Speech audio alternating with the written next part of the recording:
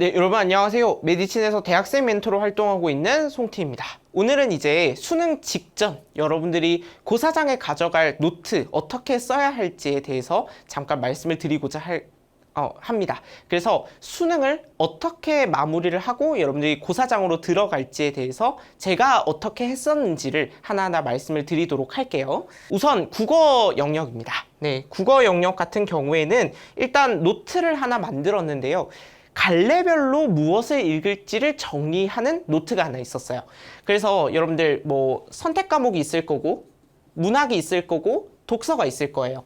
그러면 문학 안에서도 시가 있고 소설이 있을 거라고요. 그러면 이런 시나 소설을 봤을 때 어떻게 할지를 하나하나 여러분들 정리를 해보세요.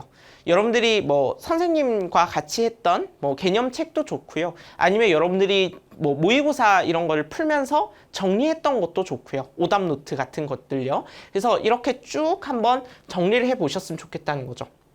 저는 그래서 소설을 읽을 때 주제 구성 문체 관련해서 인물이 있으면 인물 관계도를 그리자. 갈등의 원인을 찾자. 그 다음에 이제 배경 같은 경우에는 시간과 공간의 선우인과 뒤집기를 주의하자. 이렇게 이런 것들의 포인트를 잡아서 읽어 나가자라고 생각을 했었어요. 네, 그래서 이런 것들을 여러분들이 한번 뭐 선생님들과 열심히 공부를 하셨을 거잖아요. 이렇게 한번 갈래별로 특성별로 한번 정리를 해 보셨으면 좋겠습니다. 네, 그 다음에 이제 독서 같은 경우에도 제재별로 정리를 했어요. 기술 같은 경우에는 이제 지문이 어려운 경우에는 갑자기 튀어나오는 정보가 많고 구조나 원리나 과정을 서술하는 경우가 많았다. 그러면 정보량이 많다고 하니까 그러면 정보를 연결해서 읽자. 그러면 이렇게 읽어 나가면 쉽게 글을 읽어 나갈 수 있을 거다. 이런 것들을 쭉 제가 정리를 한 거예요. 그래서 수능 직전에 여러분들이 많이 틀렸던 것들, 모의고사에서 항상 나는 이런 걸 못했어, 이런 것들이 있었을 거잖아요. 그런 것들을 한번 정리해서 가셨으면 좋겠어요. 그 다음에 제 두 번째인데요. 플랜 B를 세우시면 좋겠습니다. 무슨 얘기냐면 여러분들이 수능장에서는 여러분들이 생각했던 대로 시험이 잘 안 흘러가요. 내가 생각했던 것보다 시험은 좀 어렵거든요. 화작이 어려울 수도 있고요. 엄매가 어려운 경우도 많고요. 그러니까 뭔가 잘 안 풀렸을 때 최악의 상황이 왔을 경우에 무엇을 할지가 여러분들이 준비가 되어 있어야 돼요. 현대시 같은 경우에 최악의 상황은 이런 거예요. 주제도 잘 모르겠고 보기도 없고 이런 경우가 제일 어려운 경우거든요. 그러면 제일 좋은 건 일단 문학은 웬만해서는 맞다. 이런 생각으로 저는 들어갔거든요. 근데 그렇지도 못하면 플랜 B가 있어야죠. 플랜 B는 뭐냐라고 이야기를 했을 때 시의 제일 기본인 상황과 반응으로 돌아가겠다라고 하는 플랜 B가 있었어요.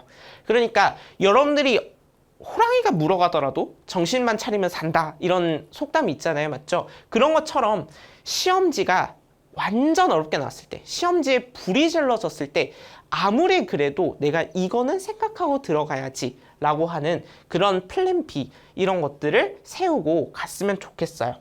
그 다음에요. 세 번째는 뭐냐면 여러분들이 수능 시험지를 딱 받았어요. 그러면 수능 시험지를 받고 여러분들이 본 영이 울리기까지 시험지를 펼칠 때까지 시간이 꽤 있습니다, 여러분들. 그래서 OMR을 받고 그 다음에 시험지를 받고 시간이 한 10분 정도 있거든요. 10분이 생각보다 길어요. 이때 여러분들 멍 때리고 있지 말고요. 내가 이걸 봤을 때 뭘 해야지 라고 하는 그런 것들을 한번 간단하게 정리를 해가세요. 많은 걸 생각하면 여러분들 머리 아픕니다. 그러니까 독서론이 보여. 그러면 독서론 같은 경우에는 각 문단을 요약하면서 읽자. 이렇게 저는 정리를 하고 들어갔거든요.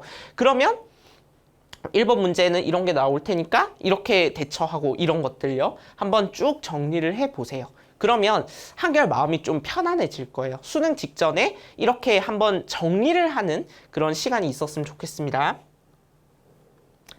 그 다음에 여러분들 실전 모의고사 푸실 거잖아요. 저는 실전 모의고사의 의미를 내가 받을 수 있는 점수를 다 받았는지에 뒀으면 좋겠어요.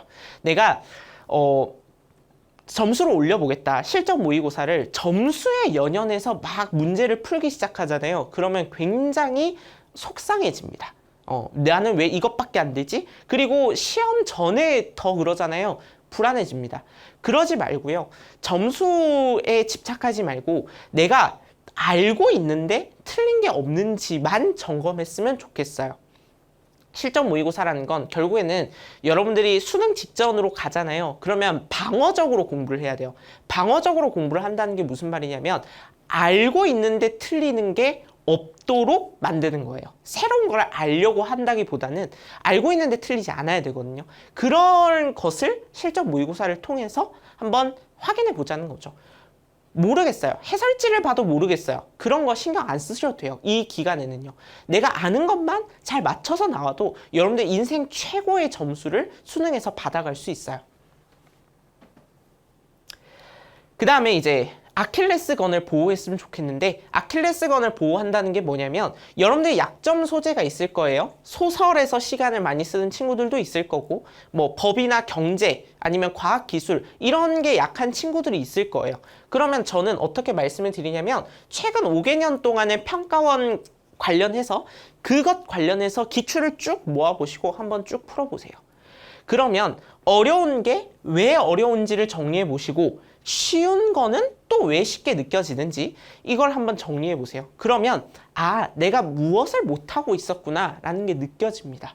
그래서 어려울 때 어떤 문장에 더 시간을 들여야 할지, 무엇을 생각할지 한번 시간을 들여서 한번 정리를 해보세요. 그러면 여러분들이 아킬레스건을 보호해서 갈 수 있을 거예요. 여러분들 이걸 안 하잖아요. 약점을 정복하지 못하면 여러분들이 시험지에 반드시 압도당하게 되어 있습니다. 자, 그래서 이제 국어와 관련돼서 이야기를 전부 다 해보았어요. 자, 그러면 그 다음 시간에는 수학에 대해서 이야기를 해보도록 할게요.